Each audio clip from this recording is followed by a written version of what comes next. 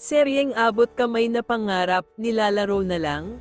Umani ng reaksyon at komento sa mga netizen ang muling pagbabalik ng karakter ni Pinky Amador sa top-rating teleserye ng GMA Network sa afternoon prime, ang "abot kamay na pangarap" bilang si Morgana Go.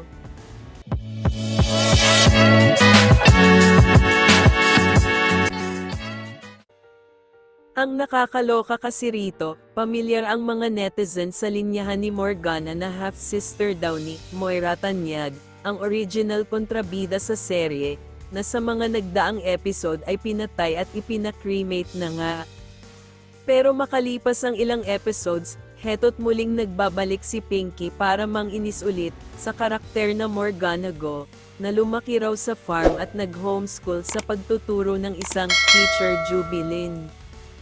Ang naging komprontasyon ng mga karakter ni Nadina Bonnevie at Richard Yap kay Morgana Go ay parang eksena mula sa Senate hearing na isinagawa ni Senator Risa Hontiveros sa kontrobersyal na alkalde ng Bamban, Tarlac na si Alice Guo, na nababalot ang pagkakakilanlan at pagkamamamayan, bukod pa sa patong-patong na kasong kinahaharap na may kinalaman sa Pogo.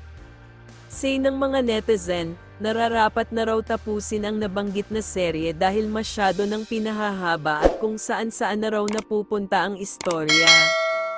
Nilalaro na lang tayo ng GMA, hahaha. Sounds familiar, ha. Hindi ako nanunood nito pero, hindi ko maintindihan kung bakit kailangan maging magulo ang storya.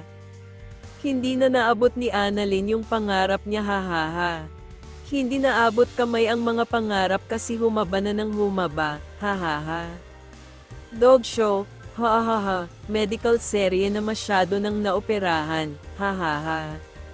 Samantala, napag-alamang si Morgana at Moira ay iisa at pinalabas lamang na patay na ang huli, sa pamamagitan ng mga kaibigan niya sa medical field. Wala pang reaksyon o komento ang pamunuan ng GMA Network sa panawagan ng mga netizen na tapusin na ang serye dahil in fairness, kahit ganito ay pam-apalo pa rin ito sa ratings at patuloy na pinag-uusapan. Kayo, anong masasabi nyo tungkol dito? Nararapat na nga bang tapusin ang serye? E-comment nyo sa baba.